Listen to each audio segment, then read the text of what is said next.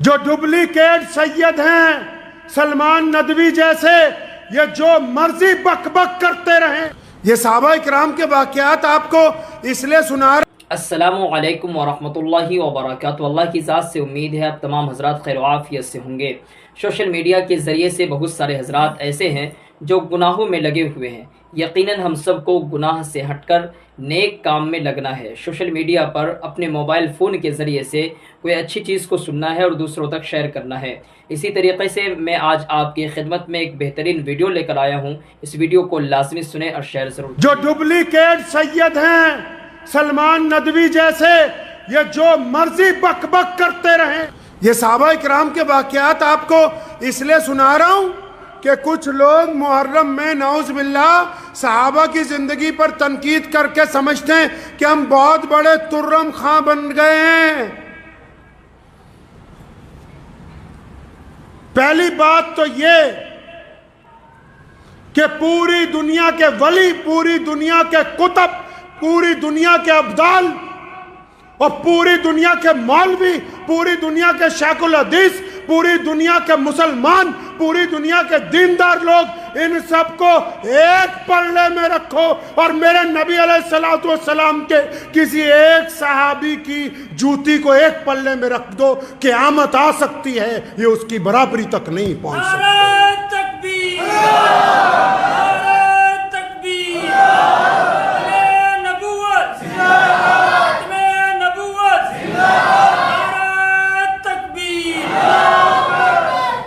آپ سوچتے ہوں گے کہ صحابہ اکرام رضی اللہ تعالیٰ اجمعین کے خلاف نعوذ باللہ کیوں باتیں کرتے ہیں کچھ لوگ؟ اس کی وجہ سمجھ لیں آج اطمینان سے۔ جو بڑی عمارتیں ہوتی ہیں، جو بلند عمارتیں ہوتی ہیں، ان عمارتوں کو اگر کوئی گرانا چاہتا ہے، کمزور کرنا چاہتا ہے، تو پوری کی پوری عمارت کو گرانے کی طاقت نہیں رکھتا۔ عمارت کو کمزور کرنے کے لیے وہ سمجھتا ہے کہ اس کی بنیاد کے جو پلر ہیں ایک ایک کر کے اگر میں ان کو ہلاؤں گا تو شاید وہ وقت آ جائے گا کہ عمارت کمزور ہو جائے گی۔ صحابہ دین کے بنیادوں کے وہ پلر ہیں جن کو دشمن اس لیے ہلانا چاہتا ہے کہ نعوذ باللہ اگر ان کو ہلا دیا تو روایتیں کس سے ہیں؟ حدیث کی روایت تو سیدنا ابو بکر رضی اللہ تعالیٰ عنہ سے، حدیث کی روایت تو امیر المومنین ابن خطاب سے، حدیث کی روایت تو عثمان ذی النورین سے، حدیث کی روایتیں تو مولا علی کرم اللہ وجہ سے، حدیث کی روایتیں عبداللہ ابن زبیر سے، حدیث کی روایتیں ابو عبیدہ بن جراح سے، حدیث کی روایتیں خالد ابن ولید رضی اللہ تعالیٰ اجمعین سے، حدیث کی روایتیں تو 1,24,000 صحابہ سے ہی ہیں۔ تو اگر کوئی دین میں رہ کے نعوذ باللہ غداری کر کے دین کو کمزور کرنا چاہتا ہے تو وہ پہلے اوپر ہاتھ نہیں ڈالتا، وہ یہ سوچتا ہے کہ جدھر سے روایتیں آ رہی ان کو کمزور کرنے کی کوشش کرو۔ اس لیے یاد رکھیں، کوئی بندہ اپنے آپ کو مسلمان بھی کہتا ہو اور نعوذ باللہ صحابہ کے خلاف گفتگو بھی، نعوذ باللہ صحابہ کے خلاف گفتگو بھی کرتا ہو، تو ہمارا کام ہے کہ اس مجلس کو چھوڑ دیں، اس گفتگو کو چھوڑ دیں، اس بندے سے تعلق ختم۔ کیونکہ پیارے پیغمبر صلی اللہ علیہ وسلم کی جو جماعت ہے، حضرات صحابہ اکرام کی جو جماعت ہے، یہ غیر متنازع ہے۔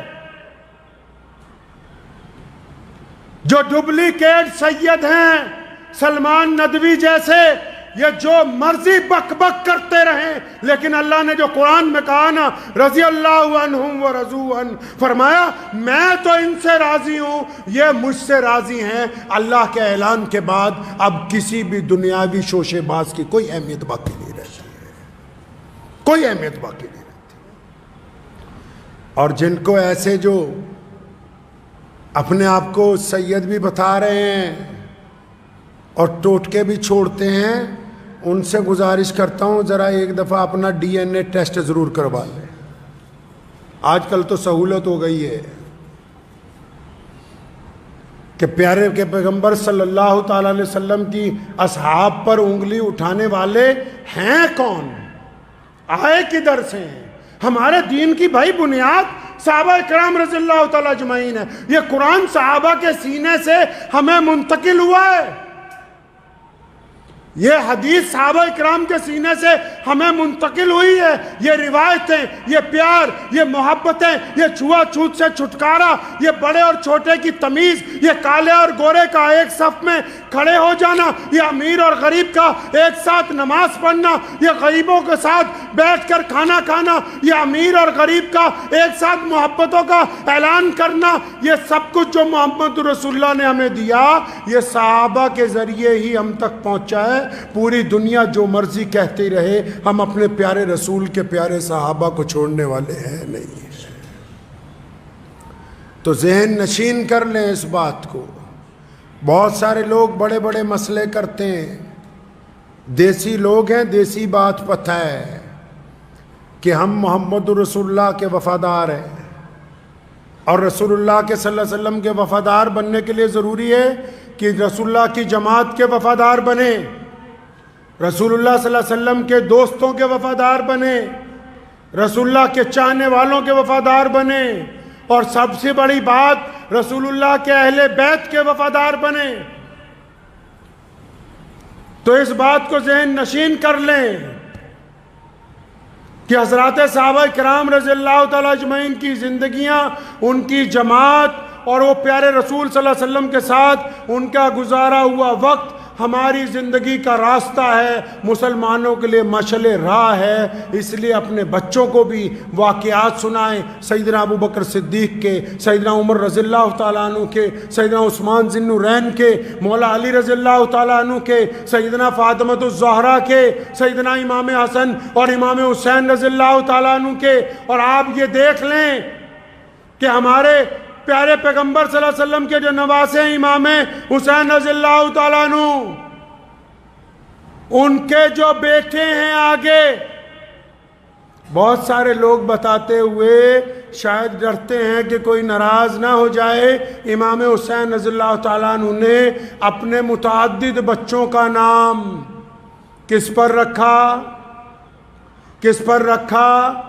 ابو بکر بن حسین، عمر بن حسین رضی اللہ تعالیٰ عنہ، عثمان بن حسین رضی اللہ تعالیٰ عنہ.